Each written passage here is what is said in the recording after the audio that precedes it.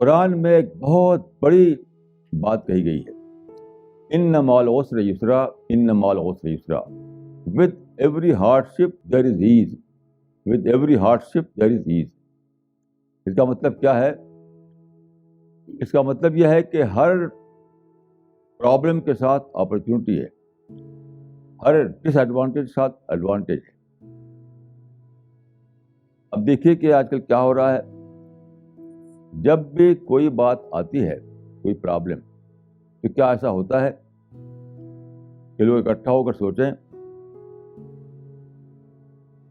Abruptly بھڑک اٹھتے ہیں اور سڑکوں پہ آ جاتے ہیں۔ حالانکہ ہونا یہ چاہیے کہ لوگ بیٹھ کر سوچیں کہ بھائی دیکھو، جب قرآن میں یہ بتایا گیا ہے کہ عسر کے ساتھ یسر رہتا ہے، یعنی پرابلم کے ساتھ اپرچونٹی ہوتی ہے، ڈس ایڈوانٹیج کے ساتھ ایڈوانٹیج ہوتا ہے، تو آپ پتہ کریں کہ اب جو سامنے آیا ہے جو پرابلم، وہ اپنے ساتھ کون سی اپرچونٹی لایا ہے اور اس کو اویل کریں ہم۔ میرے جاننے کے مطابق ایک بار بھی ایسا نہیں ہوا کہ لوگوں نے بیٹھ کر سوچا ہو اس آیت کی روشنی میں۔ میں نے جو کچھ پڑھا ہے، جو کچھ سنا ہے، جو کچھ دیکھا ہے، اس کے مطابق میں اپنے ذاتی علم کے یہاں پر کہہ سکتا ہوں کہ پرابلم تو سینکڑوں بار، ہزاروں بار آئے، لیکن کبھی بھی لوگوں نے یہ نہیں کیا کہ اس آیت کی روشنی میں بیٹھ کر سوچیں۔ مثلاً کولونیل پیریڈ آیا تو کبھی کسی نے اس پر سوچا نہیں کہ اس پیریڈ میں جو پرابلم آیا ہے وہ اس کے ساتھ اپرچونٹی کون سی آئی ہے، وہ جانو تاکہ اس کو اویل کر سکو۔ تو قرآن کے مطابق اس میں کچھ اپرچونٹی ہونی چاہیے، اس اپرچونٹی کو ڈسکور کرو۔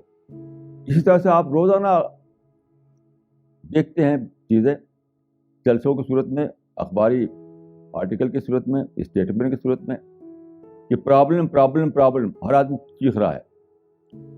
کوئی بھی یہ نہیں بتاتا کہ پرابلم کے ساتھ اپرچونٹی کون سی آئی ہے، اس کو پکڑو۔ ان مع العسر یسرا، ان مع العسر یسرا۔ اس آیت کو، قرآن کی جو آیت ہے، اتنا زیادہ اس کو لوگوں نے میننگ لیس بنا دیا ہے اپنی کمنٹری میں۔ آپ پڑھیے لوگوں نے جو لکھا ہے اس کے بارے میں۔ کیا کرتے ہیں لوگ؟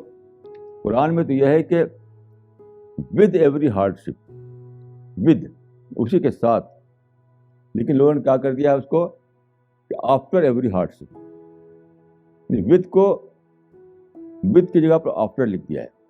آج تو ہارڈ شپ ہے، آج تو پرابلم ہے، آگے کبھی آپ اپرچونٹی آئے گی، پرابلم ختم ہوگا۔